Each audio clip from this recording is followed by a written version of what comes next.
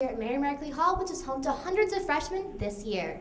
This hall, like many others, offers students a place to study, eat, and sleep. The residents of this hall, however, found out last week that one more thing is commonly shared by its residents. A few students last Sunday claimed to be experiencing symptoms of the stomach flu. What seemed to only be an outbreak among a few students was 24 hours later a more serious threat as more people were complaining of the symptoms. Talking with AJ Stonecipher, one of the two students hospitalized for the illness. Now, AJ, what made you decide to go to the hospital? Well, I was very dehydrated and I couldn't keep any of the liquids I was drinking down, so I figured that the hospital would give me whatever I needed to rehydrate myself. And what did the hospital diagnose you with? They basically said it was just the stomach flu, but later I got an email from the people at Markley saying that it was actually norovirus. Markley residents received a series of emails last week alerting them of the outbreak. The original email claimed that an outbreak of the stomach flu was occurring in a portion of the building and advised students to take the necessary health precautions. Last week, however, another mass email was sent claiming that tests discovered the illness was actually norovirus.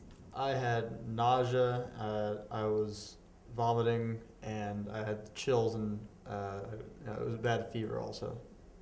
And I basically couldn't eat or drink or hold anything down the entire day.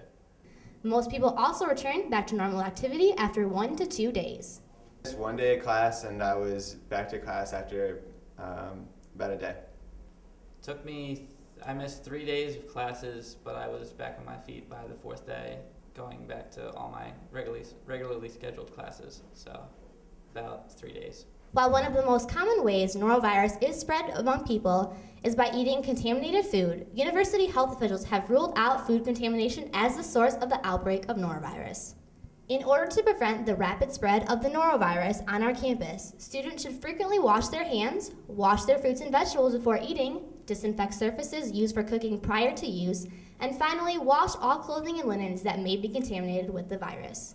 Health officials are advising students who show symptoms of the stomach flu or norovirus to remain as isolated as possible.